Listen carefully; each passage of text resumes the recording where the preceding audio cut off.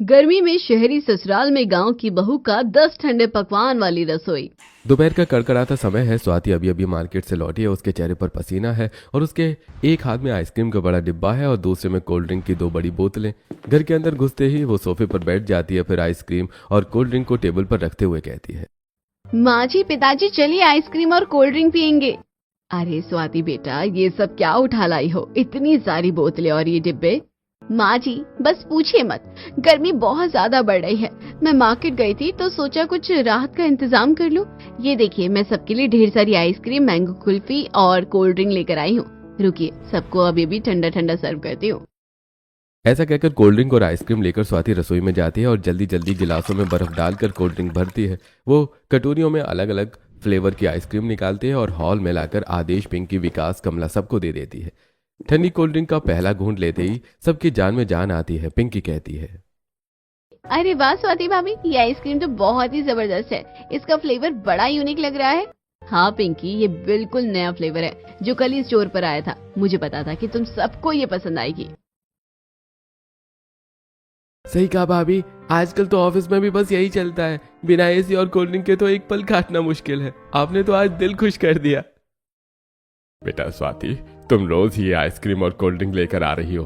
देखो, इससे तुरंत तो शरीर को ठंडक महसूस होती है, लेकिन जो असली ठंडक होती है, जो शरीर के तापमान को अंदर से नियंत्रित करती है, वो इन आर्टिफिशियल चीजों से नहीं मिलती। ये तो बस थोड़ी देर का छलावा है।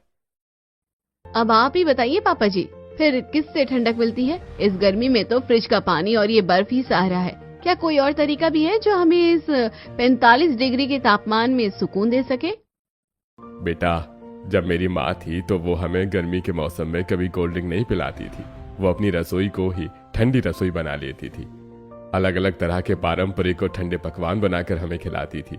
बेल का शरबत, सत्तू, आम पन्ना और न जाने क्या क्या। उन पकवानों से शरीर का तापमान अंदर से नियंत्रित रहता था और लू कभी नहीं पास भटकती थी।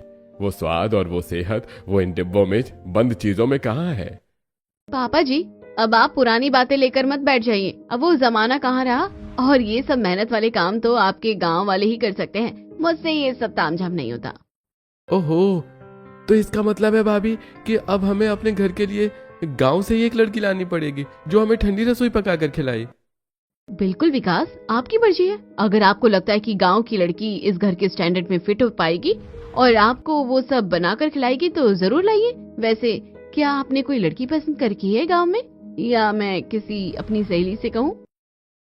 अरे भाभी, पसंद करूंगा तो बताऊंगा। फिलहाल तो आपकी दी हुई ये आइसक्रीम ही खा लेते हैं। ऐसा कहकर विकास आइसक्रीम खाने लगता है।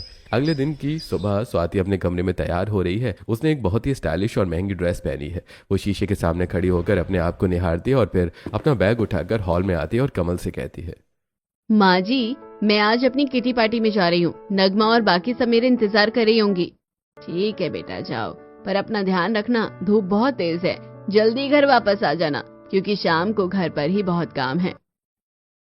स्वाति अपनी कार लेकर नगमा के घर पहुंचती है। वहां उसकी सहेलियां नगमा, तनु और सोनिया पहले से ही मौजूद हैं। स्वाति को देखते ही नगमा खड़ी हो जाती है और उसकी ड्रेस को बड़े ध्यान से देखते हुए कहती है, वाह स्वाति, तूने कितना प्यारा ड्रेस पहन रखा है यार। ये शेड और ये डिजाइन एकदम परफेक्ट है। कहाँ से लिया तूने? ये तो किसी बड़े बुटीक का लग रहा है ना। थैंक यू नगमा, एक्चुअली ये रेडीमेड नहीं है, मैंने इसे खुद डिजाइन करवाया है। मुझे लगा कि इस गर्मी में कुछ लाइट और ट्रेंडी होना चाहिए। यार स्वाति, क्या बात है, तेरी डिजाइनिंग और तेरा ड्रेसिंग सेंस हमेशा से ही बहुत कमाल का रहता है। हम तो बस दुकानों के चक्कर काटते रह जाते हैं और तू एकदम स्टाइलिश निकल कर आती है। यार तू अकेले अकेले डिजाइन करवाने चली जाती है। अगली बार मुझे भी साथ लेकर चलना। मुझे भी अपनी पर्सनालिटी के हिसाब से ऐसी ही स्टाइलिश ड्रेस बनवानी है। अच्छा, अब हम अपनी किटी पार्टी शुरू करते हैं। भूख बहुत लग रही है। अब नगमा किचन में जाती है और ट्रे में रखकर ढेर सारे कोल्ड ड्रिंक, अलग अलग फ्लेवर के शरबत और आइसक्रीम लेकर आती है। सभी सहेलियां अपनी अपनी गिलास उठाती हैं और पीने लगती हैं। शरबत पीते हुए नगमा कहती है, सचमुच यार, बाहर इतनी आग बरस रही है और इस गर्मी में तो बस यही चिल्ड चीजें सुकून देती है। बिना इनके तो किटी पार्टी भी अधूरी लगती है।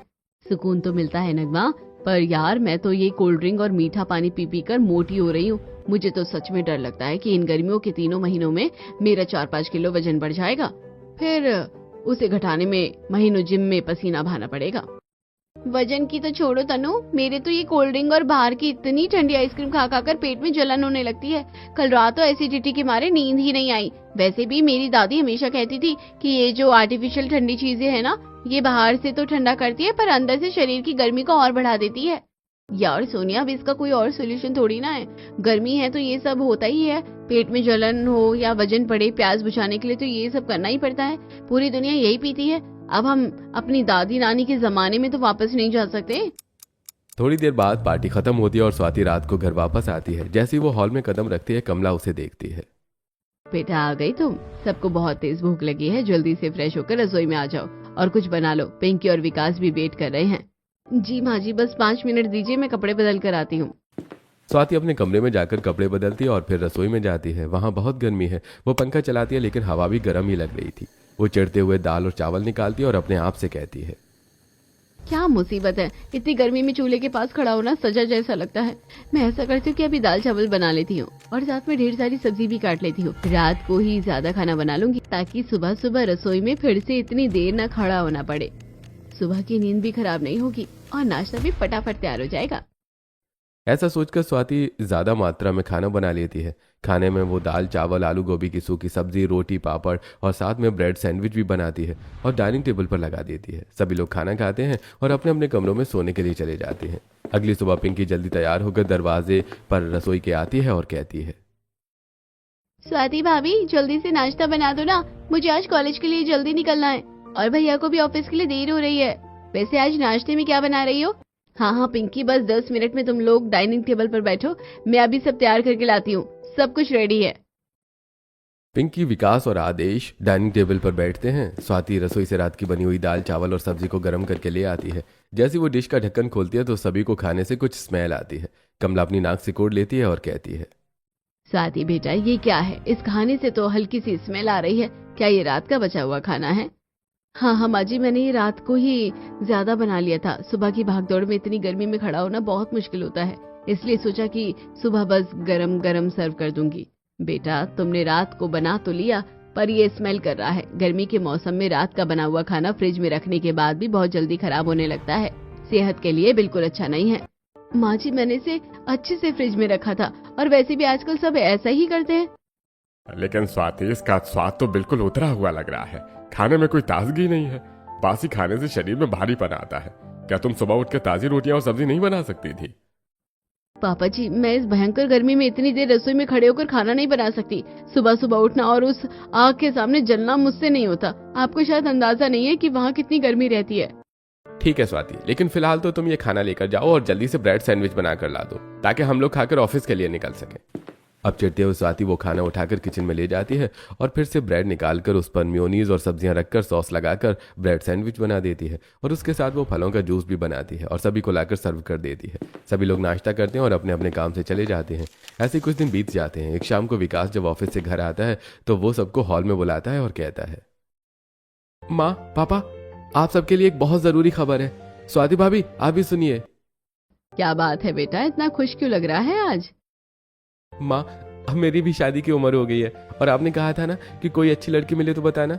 मैंने अपने लिए लड़की देख ली है। वो मेरे दोस्त की बहन है। मेरा दोस्त यहाँ पर मेरे साथ ही जॉब करता है। लड़की का नाम राधिका है और वो गांव में रहती है। बहुत ही सुंदर और संस्कारी लड़की है।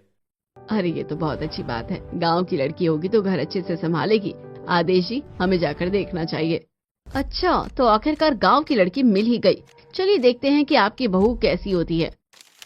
कुछ ही दिनों के बाद पूरा परिवार राधिका को देखने उसके गांव पहुंचता है। वहां गांव में चारों तरफ हरियाली है। फिर सभी राधिका के घर पहुंचते हैं। राधिका बहुत ही शालीनता से सबका स्वागत करती है। वो रसोई से एक बड़े बर्तन में कुछ लेकर आती है और सभी को देते हुए कहती है, आप सब इतनी दूर से आए हैं, बहुत थके होंगे। ये लीजिए, थोड़ा जलपान कीजिए।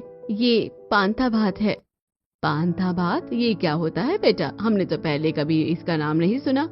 माँ जी, ये उबले हुए चावलों को रात भर पानी में भिगो कर रखा जाता है और सुबह इसमें ताज़ा दही, थोड़ा नमक और भुना हुआ जीरा मिलाया जाता है। आप लोग इतनी गर्मी से आए हैं तो अभी आपको वापस भी जाना है, इसलिए इसे खा लीजिए। इससे मन और शरीर दोनों को तुरंत ठंडक मिलती है और पेट की गर्मी भी शांत होती है। राधिका के ऐसे कहने पर सभी लोग अपनी अपनी प्लेट में निकालकर पांथा भात खाने लगते हैं। पिंकी पांथा भात खाकर कहती है, अरे वाह भाभी, ये तो बहुत ही रिफ्रेशिंग है। इतना ठंडा और इतना टेस्टी। मैंने तो कभी ऐसा नहीं सोचा था कि चावल और दही का ऐसा कॉम्बिनेशन भी हो सकता है। आपको ऐसी और भी ठंडी डिशेस बनानी आती है क्या? हमारी राधिका को तो खाने का बहुत शौक है। इसे कम से कम 10 तरीके की ऐसी ठंडी डिशेस बनानी आती है जो खास गर्मियों के लिए होती है। जब ये आपके घर आएगी तो आप सबको रोज नई नई चीजें बनाकर खिलाएगी। अच्छा, तो इसे 10 तरीके की डिशेस आती है। अभी तो ये पांता भात खिलाकर सबको इम्प्रेस कर रही है। ससुराल आएगी तब देखूंगी इसका ये टैलेंट कितना टिकता है। और इस तरह राधिका और विकास की शादी की बातें पक्की हो जाती हैं और कुछ हफ्तों बाद धूमधाम से दोनों की शादी हो जाती है और राधिका तुरंत दुल्हन बनकर ससुराल आ जाती है। कमला आरती उतार कर राधिका का गृह प्रवेश करवाती है। उसके बाद सभी लोग अपने अपने कमरे में जाकर आराम करते हैं। अगले दिन राधिका तैयार होकर अपनी सास के पास आती है तो कमला उससे कहती है, राधिका बहू, आज तुम्हारी पहली रसोई की रस्म है, तो तुम किचन में आ जाओ और अपनी पसंद का खाना बनाकर हम सबको खिलाओ। वैसे मैं जानती हूँ कि तुम बहुत अच्छा खाना बनाती हो, तुम्हारी माँ ने बताया था। राधिका, तुमने अपने घर का पांता भात बनाकर खिलाया था ना, जो वो हमें बहुत पसंद आया था। आज भी ऐसे ही कोई ठंडी डिश बनाकर खिलाओ जिसका स्वाद हमें अच्छा लगे। जी जेठ जी, आप चिंता मत कीजिए, मैं आपको आज गांव की अच्छी अच्छी डिश बनाकर खिलाऊंगी। ऐसा कहकर राधिका रसोई में जाती है और खाना बनाना शुरू करती है। वो सबसे पहले मलाईदार लस्सी तैयार करती है। उसके बाद वो ताज़ी लौकी निकालती है और उसे बहुत बारीक काटती है और फिर उसे उबाल कर छान लेती है और फिर दही में कुछ मसाले और उबली हुई लौकी डालकर लौकी का रायता तैयार करती है और लस्सी और रायता को फ्रिज में ठंडा होने के लिए रख देती है। फिर वो बाकी खाना बनाने में लग जाती है। तभी स्वाति वहां आती है और राधिका को खाना बनाते देखकर कहती है, अरे राधिका, ये पहली रसोई में तुम लौकी की सब्जी बना रही हो? शहर में पहली रसोई में कुछ हैवी, कुछ शाही बनाया जाता है, जैसे पनीर लबाबदार या मलाई कोफ्ता। ये बीमारों वाला खाना कौन बनाता है? जेठानी जी, गर्मी का मौसम बहुत बढ़िया है। पनीर और कोफ्ते शरीर में भारीपन और गर्मी पैदा करते हैं। लौकी की तासीर बहुत ठंडी होती है और ये लौकी की सब्जी नहीं बल्कि लौकी का रायता है। मुझे विश्वास है कि सभी को बहुत पसंद आएगा। ठीक है देवरानी जी, तो जो आपका मन है वही बनाइए, देखेंगे कि कैसा लगेगा। ऐसा कहकर स्वाति वहां से चली जाती है और राधिका खाने में दाल चावल, आलू और पालक की सब्जी, पतली पतली रोटियां, आम और पुदीने की चटनी, पापड़ और सलाद, यह सब कुछ बनाकर डाइनिंग टेबल पर लगा देती है। आदेश और कमला खाना देखकर बहुत खुश होते हैं। तब आदेश कहता है, वाह राधिका, आज सालों बाद पहली रसोई में इतना सात्विक और ठंडा खाना देखकर मन भर आया, वरना आजकल तो लोग मिर्च मसालों से शरीर जला लेते हैं। भाभी, आपने तो उस दिन गांव में कहा था कि आपको 10 तरीके की डिशेस आती है। ये लौकी का रायता तो आपके दूसरे नंबर की डिश हुई ना, और आप हमें पूरे 10 तरह की डिश बनाकर खिलाएंगे ना? जरूर पिंकी, आप लोग खाना खाइए और बताइए कैसा है। सभी लोग खाना खाते हैं और राधिका की बहुत तारीफ करते हैं। राधिका की तारीफ सुनकर कहीं ना कहीं स्वाति को जलन हो रही थी। धीरे धीरे दिन बीतने लगते हैं और राधिका घर को अच्छी तरह संभालने लगती है। साथ ही वो ताज़ा और अच्छा खाना बनाकर सभी को खिलाती है। ऐसे कुछ दिन बीत जाते हैं। एक दिन शहर में एक बड़ी बिजनेस सक्सेस पार्टी है जिसमें आकाश और विकास के ऑफिस के सभी बड़े लोग शामिल हुए हैं। पूरा परिवार वहां आ जाता है और बाहर भयंकर उमस है। पार्टी में भारी मसालेदार खाना, तंदूरी स्टार्टर्स और ढेर सारी कोल्ड ड्रिंक सर्व की जाती है। वो लोग खाना खाकर वापस आते हैं तो सबकी हालत खराब हो जाती है। आदेश कहता है, ओफो, कितनी गर्मी थी वहां, ऊपर से वो तंदूरी चिकन और मसालेदार कबाब, पेट में जैसे आग लग गई है। एसी में बैठने के बाद भी शरीर तप रहा है। हाँ जी, मेरा तो जी घबरा रहा है। ऐसा लग रहा है जैसे हम सबको लू लग गई हो और ऊपर से इतनी ठंडी कोल्ड ड्रिंक पी ली, अब गले में जलन हो रही है।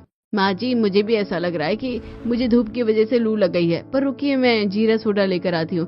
वैसे भी इन भारी खानों के बाद सोडा ही सबसे बेस्ट है। ऐसा कहकर स्वाति रसोई में जाती है और फ्रिज से जीरा सोडा की बोतलें निकालती है। तभी राधिका रसोई में आती है और कहती है, जेठानी जी, आप सोडा मत पिए।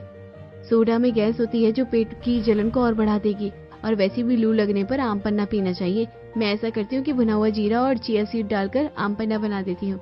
बस 2 मिनट में सबका हाजमा ठीक हो जाएगा और लू का असर भी खत्म हो जाएगा। राधिका, तुम अपनी ये गांव की चीजें बंद करो। सोडा इंटरनेशनल ड्रिंक है, तुरंत डकार आती है और राहत मिलती है। तुम क्या ये बीज लेकर आ गई? जेठानी जी, सोडा सिर्फ धोखा है। ये चिया सीड्स और आम का शरबत पेट की एसिडिटी को सोख लेता है। आप अपना सोडा ले जाइए, मैं ये शरबत ले चलती हूँ। देखते हैं सबको क्या पसंद आता है।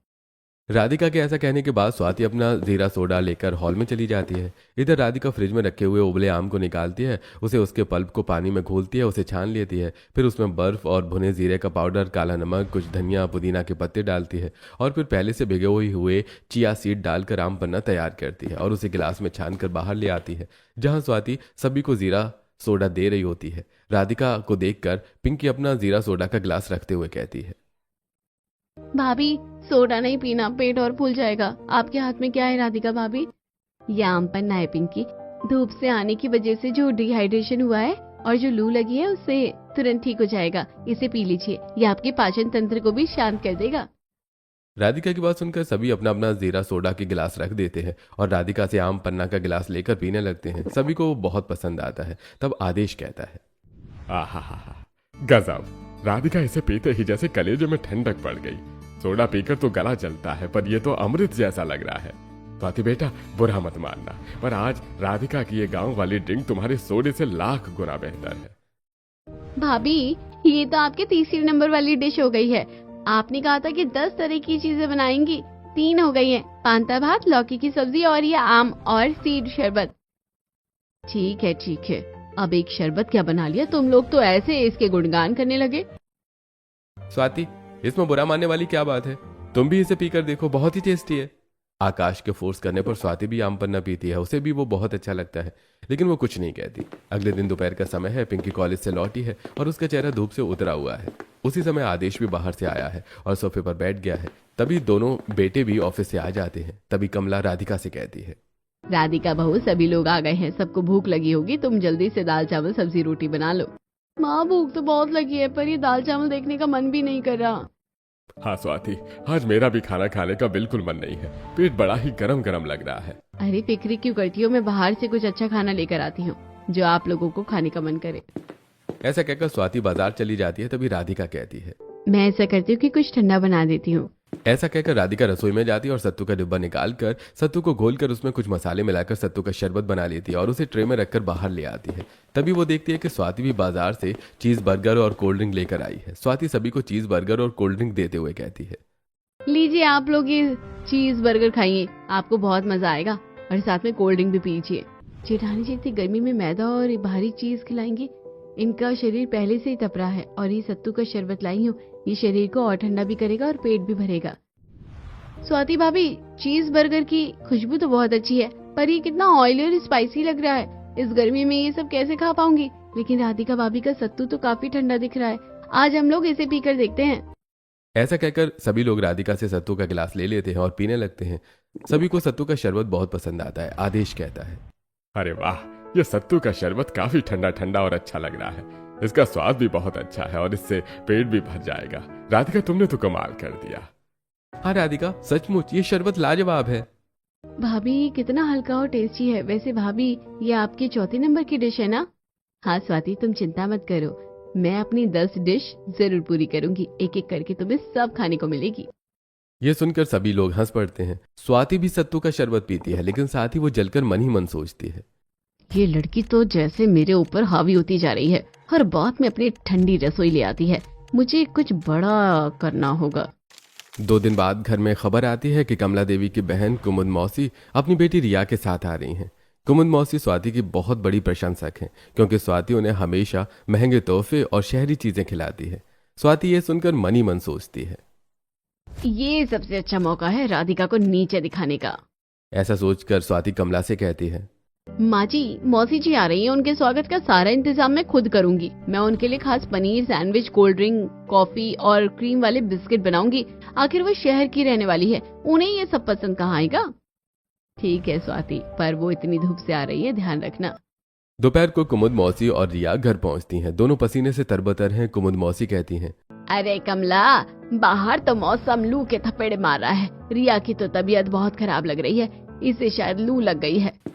तभी Swati paneer sandwich, cold drink और कोल्ड कॉफी और क्रीम वाले बिस्किट लेकर मौसी जी के पास आती है और कहती है, मौसी जी ये लीजिए ठंडी ठंडी कोल्ड ड्रिंक, कॉफी और ये लीजिए सैंडविच। इसे खाकर आपकी सारी थकान दूर हो जाएगी। नहीं स्वाति दीदी, मेरा जी मिचला रहा है, ये कॉफी और ये हैवी सैंडविच बिल्कुल नहीं खा सकती मैं। मुझे तो बस उल्टियाँ होने जैसा लग रहा है। तभी राधिका भी वहां पर ठंडा ठंडा नींबू पानी लेकर आती है और मेहमानों को सर्व करते हुए कहती है, बुआ जी, रिया इसे धीरे धीरे सिप लेकर पीजिए, ये लू का सबसे बड़ा दुश्मन है, आपको ये बहुत अच्छा लगेगा। कुमुद और रिया के साथ घर के सभी लोग नींबू पानी पीने लगते हैं। रिया नींबू पानी पीते ही कहती है, ओहो राधिका भाभी, ये तो बहुत ही रिफ्रेशिंग है। मेरा सिर दर्द जैसे गायब हो गया है। ये खट्टा मीठा स्वाद बहुत अच्छा है। सच में हमने तो शहर में ये सब पीना छोड़ दिया था, पर आज एहसास हुआ कि जो सुकून इसमें है वो कड़वी कॉफी में कहाँ। स्वाति बेटा बुरा मत मानना, पर इस गर्मी में हमें स्पेशल नहीं ठंडा चाहिए था। राधिका भाभी, ये आपकी 5 नंबर की डिश थी, ये भी काफी टेस्टी थी। राधिका बहू, वैसे रात को खाने में क्या खिलाओगी? मौसी जी, रात को मैं हल्के दही बल्ले बनाऊंगी, लेकिन दाल में नहीं। मैंने सूजी और दही का एक खास मिक्सचर तैयार किया है, साथ में ठंडे चावल और पुदीने की चटनी। ये पेट को भारी नहीं करेगा और आपको नींद भी बहुत अच्छी आएगी। ये सुनकर जहाँ एक तरफ स्वाति जल जाती है तो वहाँ घर के सारे लोग बहुत खुश हो जाते हैं। रात को डाइनिंग टेबल पर राधिका ने ठंडे ठंडे दही भल्ले, जीरा राइस और ककड़ी का रायता परोसा। सबने बड़े चाव से खाना खाया। कुमुद मौसी राधिका की तारीफ करते हुए बोली, कमला, तेरी छोरी बहू तो हीरा है। इतनी गर्मी में ये रसोई को इतना ठंडा कैसे रख लेती है। स्वाति बेटा, तू भी इससे कुछ सीख। वैसे राधिका भाभी, ये आपकी 6वीं नंबर की डिश है और ये भी काफी अच्छी थी। पिंकी की बात सुनकर सभी लोग हंस पड़ते हैं, लेकिन स्वाति मन ही मन गुस्सा होते हुए अपने आप से कहती है, ये राधिका इज्जत बटोर कर बहुत खुश हो रही होगी, लेकिन मैं इस गांव की गवार की बेइज्जती अपनी किटी पार्टी में करूंगी। वहाँ वो अपनी ये ठंडी रसोई भूल जाएगी। अगली सुबह कुमुद मौसी जाने वाली होती हैं। स्वाति रसोई में जाकर जल्दी से एक्स्ट्रा चीज वाला पास्ता बनाने लगती हैं और राधिका से कहती है, मैं इटालियन पास्ता बना रही हूँ मौसी के लिए, देखना सबको मेरा पास्ता ही पसंद आएगा। जी जेठानी जी, आप जो चाहे बनाइए, मैं तो बस नाश्ते के लिए ठंडा ठंडा फलूदा बना रही हूँ। थोड़ी देर बाद दोनों बहुएं अपना अपना नाश्ता डाइनिंग टेबल पर लगा देती हैं। सभी लोग नाश्ता करने बैठ जाते हैं। इटालियन पास्ता देखकर कुमुद मौसी स्वाति से कहती हैं, बेटा स्वाति, ये तो बहुत हैवी लग रहा है, फिर हमें अभी निकलना भी तो है। इतनी सुबह और इतनी गर्मी में पास्ता बहुत हैवी हो जाएगा, इससे रास्ते में उल्टी भी हो सकती है। हाँ मम्मा, राधिका भाभी का ये फलूदा कितना ठंडा ठंडा और हल्का लग रहा है। मुझे लगता है हम सबको यही खाना चाहिए। रिया के ऐसा कहने पर परिवार के सभी लोग फालूदा पीते हैं और राधिका की बहुत तारीफ करते हैं। पिंकी फालूदा पीकर कहती है, भाभी सचमुच ये फलूदा तो बहुत टेस्टी बना है और ये आपकी 7वें नंबर वाली डिश भी है। पिंकी की बात सुनकर राधिका मुस्कुरा देती है। नाश्ता करने के बाद कुमुद और रिया अपने घर के लिए निकल जाती हैं। ऐसे कुछ दिन बीत जाते हैं। एक दिन दोपहर के समय बाहर गली में एक दही वाला जोर जोर से आवाज लगा रहा था, दही ले लो, दही एकदम ताजा और ठंडा ठंडा दही ले लो। बहू जरा बाहर देखो तो, दही वाला आया है। गर्मी में घर का जमाया हुआ दही भी जल्दी खट्टा हो जाता है। ताजा दही ले लो, रात को कड़ी बना लेंगे। माँ जी, आप इन फेरी वालों से दही क्यों खरीद रही हैं? ये लोग पानी मिलाते हैं और साफ सफाई भी नहीं रखते। मैं शाम को मार्केट से पैकेट वाला दही मंगा लूंगी, वो गाढ़ा और मीठा होगा। जेठानी जी, गांव का ये दही थोड़ा खट्टा जरूर होता है, पर इसकी तासीर बहुत ठंडी होती है और कड़ी बनाने के लिए तो थोड़ा खट्टा दही ही सबसे अच्छा होता है। मैं ले लेती हूँ। आज मैं आप सबको ठंडी कड़ी और चावल खिलाऊंगी। ठंडी कड़ी? कड़ी तो हमेशा गरम गरम खाई जाती है। तुम क्या अब हमें बर्फ डालकर कड़ी खिलाओगी? सच में गाँव वालों का दिमाग भी उनकी रसोई जैसा ही होता है।